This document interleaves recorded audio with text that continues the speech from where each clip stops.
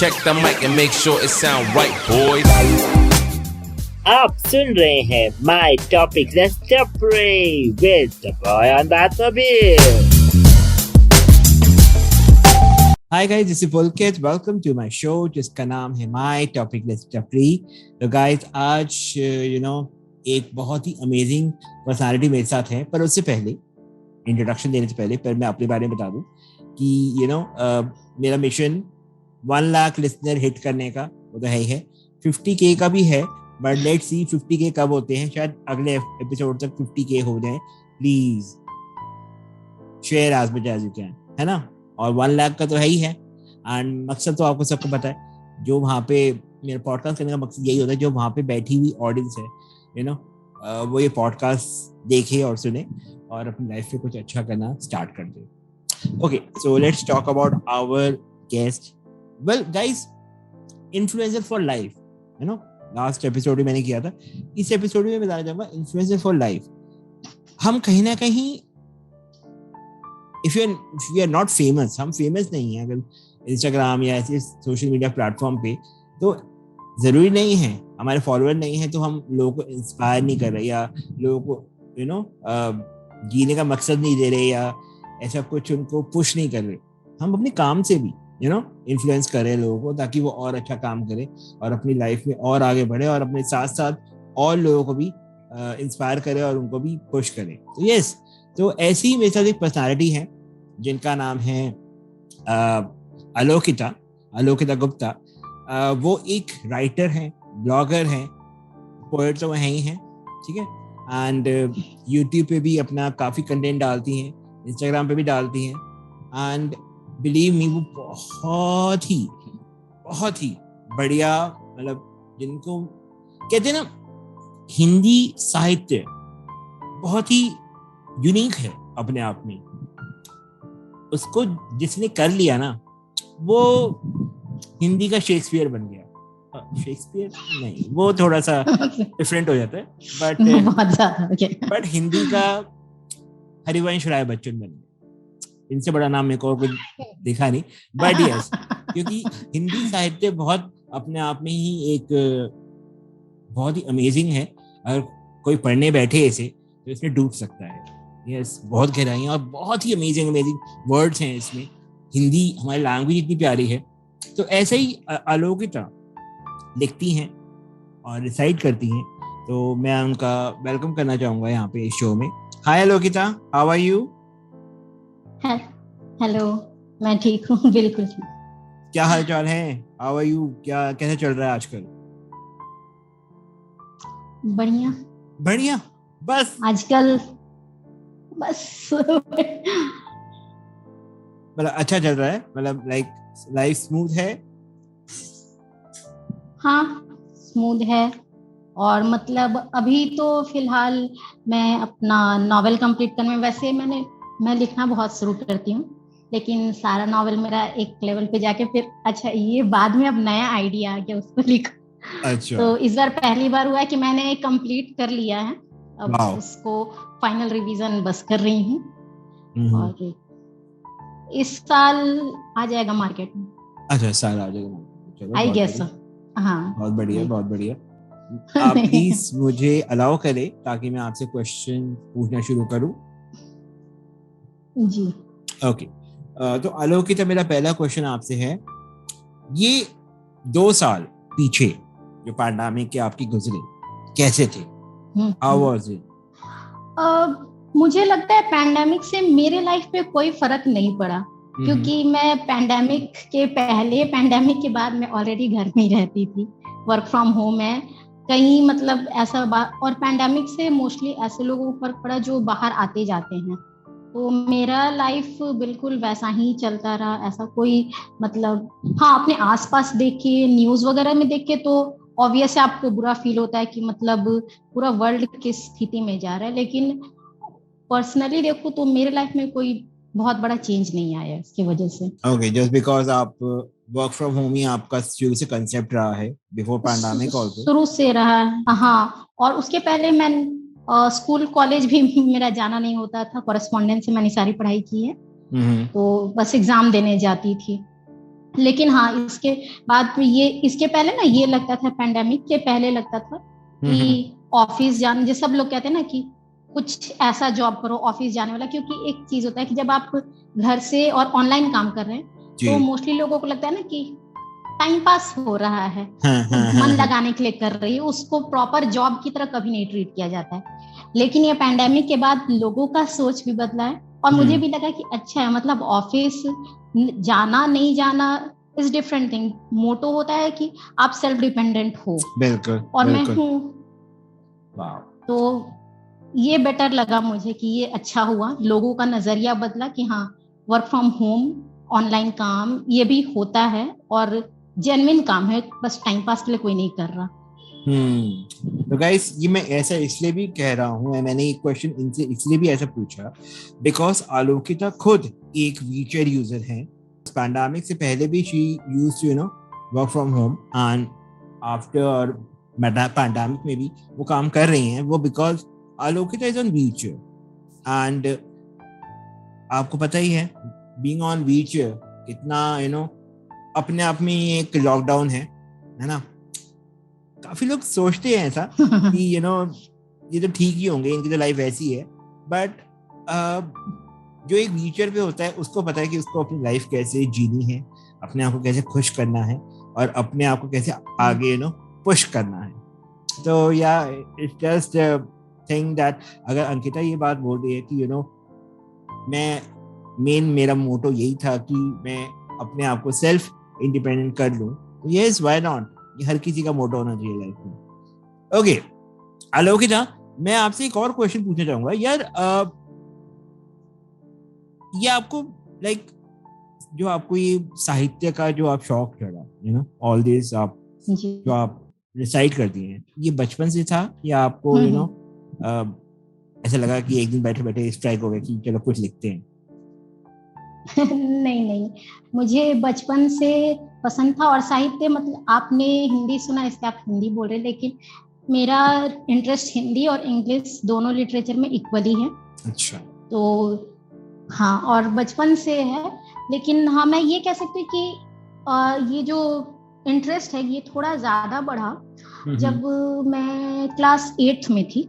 तो क्लास 8 में ये हुआ था ना, मेरा रोड एक्सीडेंट हुआ था, और उसके बाद फिर मैं कंप्लीटली बेड रेस्ट में थी। तो और बेड रेस्ट में ऐसे मतलब मैं उठ के बैठ भी नहीं सकती थी। तो उस वक्त बुक्स मैंने बहुत ज्यादा बुक्स पढ़े, और क्योंकि उस वक्त और कोई तो काम ऐसा कर नहीं सकते थे, तो सबसे अच्छा लगता और बुक्स पढ़ना पसंद भी था। तो उस वक्त मैंने बहुत ज्यादा बुक्स पढ़ी, लिटरेचर हिंदी और इंग्लिश दोनों, जो मिल गया वो पढ़ी। और हाँ मैं कह सकती हूँ कि उस वक्त से थोड़ा ज्यादा इंटरेस्ट बढ़ गया, लेकिन हाँ शुरू से मुझे इंटरेस्ट था। मैंने अपनी पहली कविता लिखी थी जब मैं 6 साल की थी।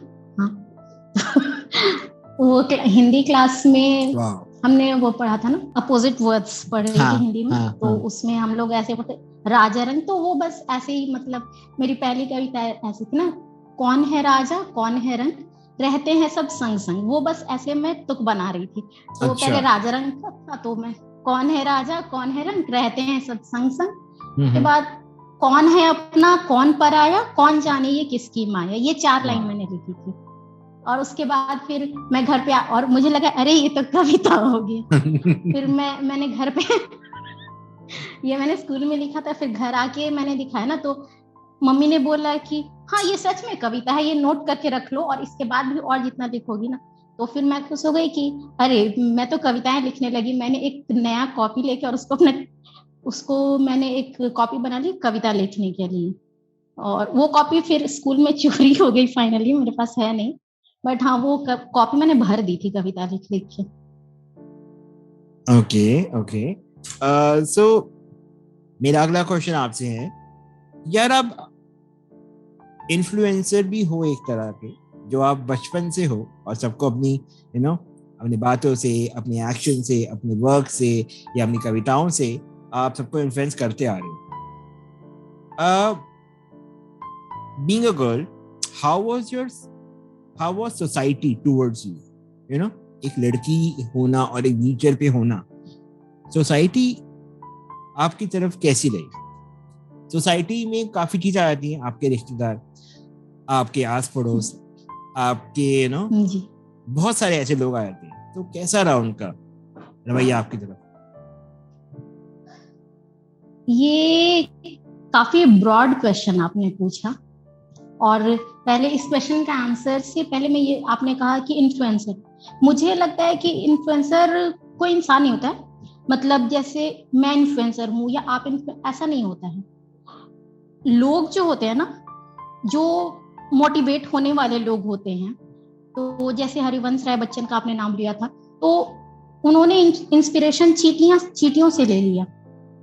आपने वो कविता पढ़ी होगी, वो नन्ही चींटी जब दाना लेकर चढ़ती है, चलती दीवारों पर 100 बार फिसलती है।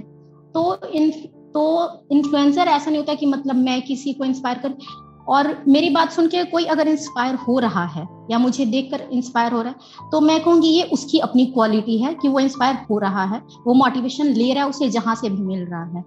बहुत से लोग हैं वो देख के भी कहेंगे हाँ तो क्या हो गया, बहुत लोग ऐसे रहते हैं, बहुत लोग करते हैं। तो मुझे लगता है कि ये तो अपना पर्सनल गुण होता है कि हम किससे इंस्पिरेशन ले सकते हैं। लेने वाले हर जगह से ले लेते हैं, उन्हें किसी इन्फ्लुएंसर की जरूरत नहीं पड़ती है। और इसके बाद फिर आती हूँ आपके सवाल पे कि सोसाइटी का क्या रोल रहा या कैसा बिहेवियर रहा। तो सबसे पहले तो पेरेंट्स, रिश्तेदार नहीं आते सबसे पहले। और मेरा बचपन से ये था ना, मतलब मुझे पढ़ने का शौक था, लेकिन सबको ये लगता था ना कि चलेगी नहीं तो ये पढ़ के क्या करेगी। तो सबसे पहला रोक तो वहीं लग गया, मतलब स्कूल में एडमिशन नहीं हुआ। तो उसके बाद जब मेरे से छोटे बच्चे स्कूल जाने लगे, फिर मैंने रोना शुरू किया कि मेरे को भी स्कूल जाना, मेरे को भी स्कूल जाना है। और जिद करके फिर मैंने पढ़ाई शुरू की। और फिर उसके बाद फिर मिक्स्ड रिएक्शन मिला, क्योंकि मैं पढ़ाई में अच्छी थी, स्कूल में मेरा पोजीशन अच्छा था। तो बहुत से लोगों को लगा कि हाँ ये अच्छा कर रही है। बहुत से लोगों को फिर भी लगा कि क्या फायदा इस पे, ऐसे इसको स्कूल भेज के क्या ही कर लेगी। तो मतलब अगर फिर मेरा बचपन का सपना था मुझे वकील बनना था। वो हर किसी का कोई ना कोई, पता नहीं दिमाग में कैसे आता, वो हर किसी का कोई ना कोई सपना होता है। एंड मन नहीं किया जो ऐसे बोलते थे कि उनको पीट दूं जाके, क्यों ही मेरे को ऐसा बोलते हैं कि देख क्या ही करेगी पढ़ के, मन नहीं किया कि बस क्यों बोल रही हैं ऐसे? नहीं, उस वक्त मुझे खुद भी नहीं पता था ना कि मैं क्या कर सकती हूँ। उस वक्त मुझे खुद भी नहीं पता था, लेकिन मुझे फिर उसके बाद फिर मैंने जिद करके पढ़ाई शुरू तो की, लेकिन उसके बाद फिर एक्सीडेंट और ये वो करके मतलब मेरी पढ़ाई पे बहुत ज्यादा रोक लगता रहा। एक्सीडेंट हो गया, कभी हाथ टूट गया, कभी पैर टूट गया, कुछ ना कुछ होता रहता था। और उसके बाद फिर दूसरी चीज, सोसाइटी में जब मैं बड़ी होने लगी, मतलब टीनेज में जब आने लगी, तो उस वक्त मतलब एक कैटेगरी के लोग मिले कि मतलब किसी से भी शादी करके हटा दो, कि कोई ढंग का लड़का तो नहीं शादी करेगा, तो पान गुमटी या ऐसे करके ऐसे सजेशन मिलते सच्ची में। उसके बाद फिर दूसरे कैटेगरी के लोग ऐसे वो मिले कि मतलब इस लिव दिस। तुम्हें बहुत सोसाइटी के तुम्हारी कविताओं में वो मेरे को चीजें छलकती हैं कि कैसे तुम्हें आसपास के लोगों ने कितना मेंटली हैरास किया होगा अपनी बातों से ही, और अपने एक्शन से, अपनी बातों से, या क्या ही बोलूं उनका I'm so sorry, मैंने आपसे एक क्वेश्चन किया, बट कहीं ना कहीं मेरे को जानना था कि सोसाइटी का रिएक्शन कैसा था। बट अगर आप कंफर्टेबल नहीं है तो आप आगे ज्यादा ना बताएं, अगर वो आपको बॉदर कर रही है। नहीं, वो छोड़ दीजिए उसे। फिर लेकिन एक और चीज था कि मतलब बट आप इसको एंड कर दीजिए एक लाइन में, ताकि आप हाँ। वो इस सेंटेंस से सब लोग समझ जाएं कि आप क्या कहना चाह रही हैं। बस एक लाइन में आप एंड कर दीजिए इसको। नहीं मतलब ठीक है, सबका अलग अलग ओपिनियन होता है, वो छोड़ दीजिए। मैं फिर दूसरा चीज ये हुआ, आपने बोला कि एज अ गर्ल, तो एज अ गर्ल ये भी हुआ कि मतलब कुछ रिलेटिव्स, बहुत क्लोज तो नहीं कहूंगी, डिस्टेंट रिलेटिव्स जो हैं, उनमें कुछ मेल्स ऐसे मिले हैं जिनको ये लगा कि मतलब हाँ इसका तो ऐसे प्रॉपर कोई बॉयफ्रेंड या ऐसा तो हो नहीं सकता है, शादी होगी नहीं, तो वो मतलब इस तरह से वो घुमा फिरा के ऐसे कि फिजिकल नीड्स तो सबकी होती है, वी आर विद यू, हम तुम्हारी जरूरतें पूरी करेंगे टाइप से। तो कुछ चीजें बहुत ही खराब लेकिन बहुत से सपोर्टिव लोग भी मिले इसी सोसाइटी में। और मैं कहूँगी सपोर्टिव लोग मुझे अपने आसपास से ज्यादा मुझे ऑनलाइन आने के बाद जो बिल्कुल अननोन लोग थे उनके बीच मुझे ज्यादा सपोर्टिव लोग मिले। और हाँ, इंटरनेट एक्सेस मिलने के बाद मेरा लाइफ बहुत ज्यादा पॉजिटिव ट्रैक पे गया। हाँ, बहुत ज्यादा पॉजिटिव ट्रैक पे गया, क्योंकि बहुत सारे पॉजिटिव लोग मिले मुझे जो सही डायरेक्शन में मदद करना चाहते थे, जिन्होंने मुझे ये विश्वास दिलाया कि तुम में कैपेसिटी है, तुम आगे बढ़ सकती हो, तुम कुछ कर सकती हो। आलोकिता, जो आपने बातें बताई मुझे बहुत कहीं ना कहीं मेरे मन में बहुत पिंच हुई है। आई नो आपकी लाइफ इजी नहीं थी and I don't know what to say, शायद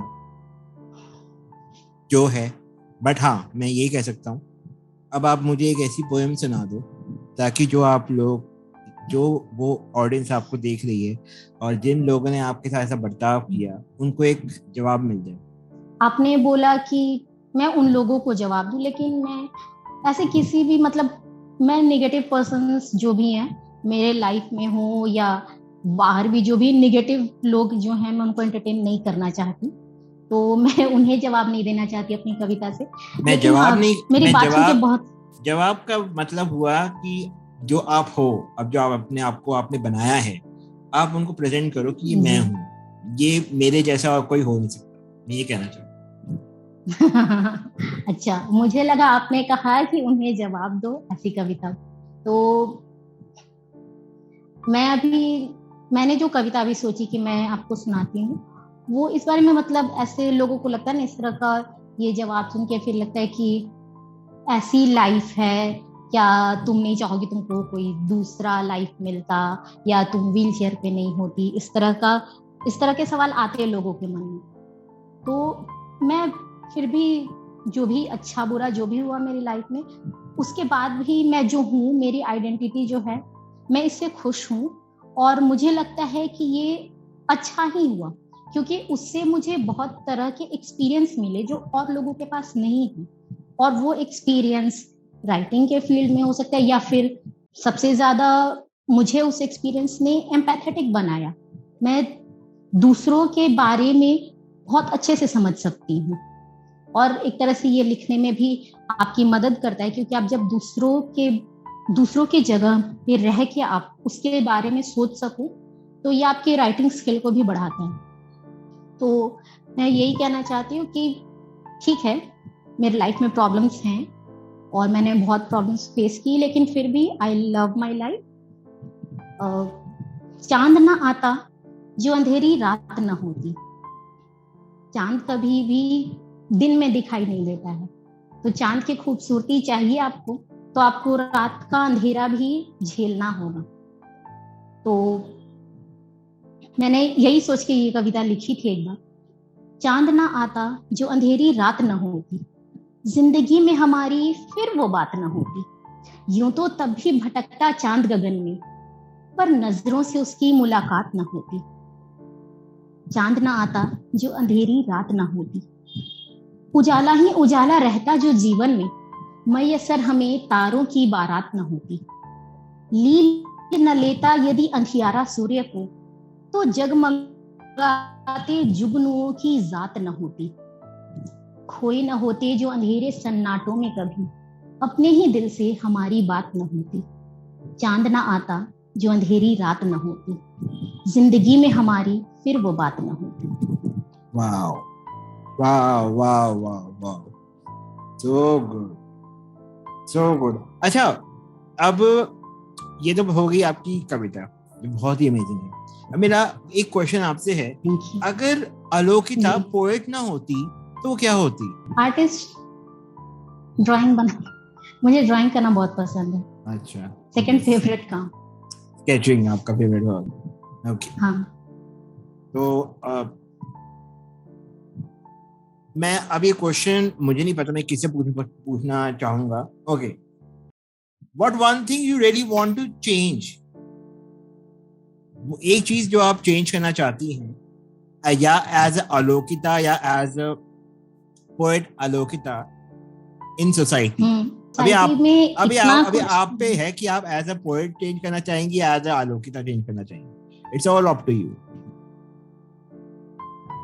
पर सोसाइटी में इतनी ज्यादा चीजें हैं बदलने के लिए, किसी एक चीज को चुनना मेरे तो मुश्किल है। बट कहीं ना कहीं आलोकिता को लगा ना यार ये तो चेंज होना चाहिए, जो आपको शायद कहीं ना कहीं आपकी लाइफ पे भी इम्पैक्ट डालता है। मैं ये चेंज करना चाहूंगी कि तब लड़कियों को जो एक उपभोग की वस्तु की तरह देखते हैं, और मैं ये नहीं कह रही कि सारे मेल्स ऐसे होते हैं, लेकिन जो हैं वो मतलब वो दुनिया से गायब हो जाए, वो रहे ही नहीं दुनिया में। मतलब वो इस दुनिया को बहुत ज्यादा बेकार जगह बना देते। और मतलब ये एक चीज है जिसकी वजह से लड़कियों के लाइफ का हर एस्पेक्ट अफेक्टेड होता है। लड़कियों पे जो रेस्ट्रिक्शंस लगते हैं, तुम्हें बाहर नहीं जाना है, तुम्हें ये कपड़े नहीं पहने, तुम्हें इतने बजे तक वापस आना, ये सारा रेस्ट्रिक्शन सिर्फ एक डर की वजह से लगता है। और ये तो मतलब ये इस एक कैटेगरी के इंसान तो उनको कहना भी नहीं चाहिए, वो ये एक कैटेगरी का जो भी वो हैवान है, वो लोग गायब हो जाएं इस धरती से, तो बहुत सारी चीजें अपने आप ठीक हो जाएंगी। अब जिन लोगों को समझ नहीं आया व्हाट इज उपभोग means those kind of people who think कि आप लड़की को कैसे भी यूज कर सकते हो इन एनी वे। मैं बोलना नहीं चाहता, आप समझ चुके हो वो क्या है यार। पॉवर्ट ऑल्सो है ना, वो किसी भी टाइप के लोग हो सकते हैं, बस पॉवर्ट समझ आ गया तो आपको सब समझ आ गया। मैं इससे आगे नहीं बोलना चाहता, मैं अपनी जबान नहीं खराब करना चाहता, ठीक है। ओके, आलोकिता, मेरा आपसे अगला क्वेश्चन है, आप लाइफ में किसकी तरह बनना चाहती हैं, है ना? और एक और क्वेश्चन है इसी के साथ, any message to the society?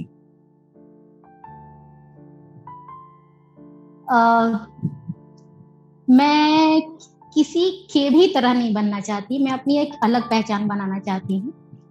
मैं चाहती हूँ कि मतलब जरूरी नहीं है मैं अपने नाम से पहचानी जाऊं। बिल्कुल जरूरी नहीं है कि आप किसी की तरह, हो सकता है आपका कोई रोल मॉडल हो। नहीं, रोल मॉडल मुझे लगता है ना कि कोई एक इंसान इतना परफेक्ट नहीं हो सकता है कि वो अपने लाइफ के हर क्षेत्र में ऐसा हो जो आपको लगे कि हाँ मुझे इसके जैसे बनना है। तो मुझे जिसमें जो अच्छा लगता है मैं उसे लेना चाहती हूँ, उस चीज को सीखना चाहती हूँ, लेकिन हाँ मैं किसी एक इंसान को ऐसा अपना रोल मॉडल नहीं मानती कि इसके जैसा सब कुछ हो जाना चाहिए।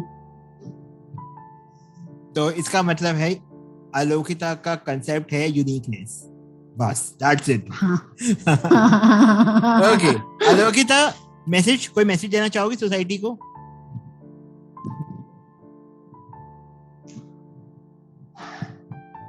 सोसाइटी को नहीं, मतलब ज्ञान इतना ज्यादा भरा पड़ा है, रोज व्हाट्सएप पर आते रहता है, तो ये भी ज्ञान एक उसकी तरह से वो हो जाएगा। ज्ञान बहुत ज्यादा है, बस लोगों को ग्रहण करना है, और मतलब मैं उसमें कुछ एक्स्ट्रा नहीं डाल सकती, ऑलरेडी अवेलेबल है बहुत ज्यादा ज्ञान। चलो, ये पहला इंसान है जो मेरे पॉडकास्ट में आके बोल रहा है कि मैं ज्ञान नहीं देना चाहती, बहुत ज्ञानी बैठे हुए हैं, बस यही ज्ञान है कि जो ज्ञान है उसे ग्रहण करना सीखिए, दैट्स इट। बहुत सही, बहुत सही। ओके, जाते जाते आपकी एक बहुत ही अमेजिंग कविता है उर्मिला, है ना, वो मैं सुनना चाहूंगा। उर्मिला, आपकी सबसे ज्यादा YouTube पे रीच, जिसका शायद 50,000 अबव व्यूज गए हैं उसके, है ना? जी जी जी, आपके 50,000 व्यूज तक चले गए हैं उस कविता पे, तो मैं चाहूंगा आप उसे सुनाएं। मैं तो वो सुनना चाहूंगा, मेरे पास बहुत टाइम है, आप शुरू हो जाएं। जो कविता आप कह रहे हैं व्यथा उर्मिला की, वो मैंने ऐसे मतलब मुझे लगता है कि रामायण कथा हम लोग तो सब जानते हैं, बचपन से सुनते आए हैं, तो उसमें एक किरदार जो सबसे ज्यादा अनदेखा रह गया, जिसके बारे में हम लोग बहुत कम सुनते हैं, वो है उर्मिला। और शायद बहुत से लोग ऐसे होंगे वो उर्मिला सुन के सोचेंगे कि कौन उर्मिला, तो वो इतनी ज्यादा वो मतलब उनको जो क्या कहते हैं उसको मतलब उर्मिला का जो किरदार है उससे जितना वैल्यू मिलना चाहिए था, हाँ वो किरदार ऐसा है, कभी उनको ज्यादा लाइमलाइट नहीं मिला, शायद नहीं मिला, हाँ खो गई वो जी उसमें, हाँ, जबकि उनका किरदार इतना स्ट्रांग था कि उन्हें वो लाइमलाइट जो है, वो पहचान वो मिलनी चाहिए थी। तो मैंने उसी बारे में सोच के, और ये उस वक्त का, और ये अच्छा, ये मैंने तब लिखा था ना, अभी जब ये अयोध्या में राम मंदिर बनने का जब न्यूज आया था, तो उस वक्त मैंने ये कविता लिखी थी। तो मैंने उसी, और मतलब मैंने उर्मिला को उस वक्त में, उस मॉडर्न टाइम में लाके, और उस वक्त वो क्या कहना चाहेंगी लक्ष्मण से, मैंने वो सोच के और ये लिखा है। बधाई हो नाथ, अवध नगरी गूंज रही है जयकारों से, सियावर रामचंद्र के नारों से। सुना है एक भव्य मंदिर का निर्माण हो रहा, जहां राम लला विराजेंगे, भ्राता श्री संग प्रभु आप भी तो साजेंगे, होगा फिर दीपोत्सव, ढोल मंजीरे बाजेंगे। किंतु नाथ, क्या इस बार भी उर्मिला बस दूर से टकटकी लगाए निहारेगी? होंगे सौमित्र आप सिया राम के संग, उर्मिला क्या एकाकी ही वक्त गुजारेगी? सीता और राम को जब सिया राम कह के पुकारा जाता है, लक्ष्मण बस भ्राता लक्ष्मण के रूप में ही पहचाना जाता है। क्षमा करे स्वामी, पर एक अर्धांगिनी का हृदय विदीर्ण हो जाता है। चाहत नहीं जगत माता सीता से पूजी जाऊं, चाहत नहीं श्री रामचंद्र के बराबर में आपको बैठाऊं। आपकी उर्मिला की बस इतनी सी चाहत है, नाम ले आपका कोई तो संग मैं भी पुकारी जाऊं। हो उर्मिला लखन के जयकारे, हो उर्मिला लखन के जयकारे, ऐसी मुझको कोई आस नहीं। मंदिरों में पूजे जाएं हम, ऐसी मुझको कोई प्यास नहीं। पर इतना जरूर चाहती हूँ हे आर्यपुत्र, हो आप जहां भी, आपके वाम भाग में मैं जगह पाऊं। पतिव्रत धर्म निस्वार्थ प्रेम की जब जब होती है बात, सीता सावित्री तो होती है, उर्मिला को कोई करता नहीं याद। माना वन वन भटकी नहीं मेरी देह आपके साथ, पर कह दो स्वामी, क्या पग पग पर उर्मिला नहीं थी आपके साथ? कहो अश्रुओं पर जोर कब किसका चला था, कहो अश्रुओं पर जोर कब किसका चला था। 14 वर्ष आपके कहने मात्र से उर्मिला ने 14 वर्ष उनको भी रोक रखा था। पति की सेवा कर्तव्य तो साथ रहना अधिकार भी था, पति की सेवा कर्तव्य तो साथ रहना अधिकार भी था। महलों का सुख छोड़कर मुझे बन जाना स्वीकार भी था, पर कह दिया आपने अकेला ही बन जाऊंगा। तुम निभाना वधू धर्म, मैं सेवक धर्म निभाऊंगा। जिम्मेदारियों कठिन वचनों में मुझको बांध कर, जिम्मेदारियों कठिन वचनों में मुझको बांध कर चल दिए थे आप मेरी नेह की डेहरी लांघ कर। आप गए कुछ दिनों में पूज्य पिताश्री का साथ भी छूट गया। रोम रोम रोया था मेरा, रोम रोम रोया था मेरा, पर आंखें फिर भी न बरसी थी। जी भर कर रो लेने को उर्मिला वर्षों तक तरसी थी। मुनिवेशधर सौमित्र जब आप हुए थे वनवासी, महलों में रहकर भी उर्मिला हो गई थी सन्यासी। माताओं की सेवा की, ससुराल का हर फर्ज निभाया था। माताओं की सेवा की, ससुराल का हर फर्ज निभाया था। माता कैकेयी की आज्ञा को भी कभी नहीं ठुकराया था। मेरे पैरों में चुभे नहीं थे वन के कांटे, मेरे पैरों में चुभे नहीं थे वन के कांटे। सुकोमल हृदय पर विरह का दंश तो पल पल चुभा था। सुकोमल हृदय पर विरह का दंश तो पल पल चुभा था। आपने कहा था मेरे आंसू आपके संकल्प को कमजोर करेंगे, इसीलिए इन अश्रुओं को मैंने अपने संकल्प से बांध रखा था। ये संकल्प न टूटा यह सुनकर भी कि मेघनाद ने शक्ति मारी है। यह संकल्प न टूटा यह सुनकर भी कि मेघनाद ने शक्ति मारी है। मूर्छित पड़े हैं आप समर भूमि में, विह्वल हुए स्वयं जगत के पालनहारी हैं। उर्मिला के जीवन का हर तप त्याग प्रभु आपके ही प्रेम की भांति है। फिर क्यों नाथ, फिर क्यों आपके नाम के साथ उर्मिला नहीं पुकारी जाती है, उर्मिला नहीं पुकारी जाती है। वाह वाह, बहुत ही उम्दा। मैंने ऐसी शॉर्ट रामायण कहूंगा, छोटी सी रामायण कहीं नहीं सुनी। जहां ना पहुंचे रवि वहां पहुंचे कवि, है ना। ये वाला कंसेप्ट जो आपने प्रूव करा है ना, वाह, बहुत ही अमेजिंग एंड डिजर्व करता है ये मोर देन लाख तक जाना। 50 तक चला गया आई थिंक, और आगे जाएगा। आई होप और ज्यादा इसको लोग अप्रिशिएट करें। And wow, so thank you Alokita, thank you so much for coming. कैसा लगा आपको? बहुत अच्छा लगा and thank you for inviting me. तो गाइस, ये था मेरा आज का शो। आपको कैसा लगा मुझे जरूर बताना। एंड आप आलोकिता को भी फॉलो कर सकते हैं इंस्टाग्राम पे, गुप्ता आलोकिता इनका आई थिंक आपका ये यूजर आईडी है। हाँ, इनका यूजर आईडी है इंस्टाग्राम का, आप इनको फॉलो कर सकते हैं। और इन्होंने मेरे से प्रॉमिस करा है कि आपसे ये रोज या हर 2 या 3 दिन में कुछ ना कुछ पोस्ट जरूर करेगी अपनी नई नई कविताएं। और मैं यही चाहूंगा और आप उन्हें प्लीज पुश करें ताकि वो और अच्छा काम करे और वो यूनिक पर्सनालिटी बने, किसी और की तरह नहीं, है ना। तो guys, thank you so much. And yes, मैं हमेशा कहता हूँ ध्यान रखना और दुआ में रखना। Bye bye, take care.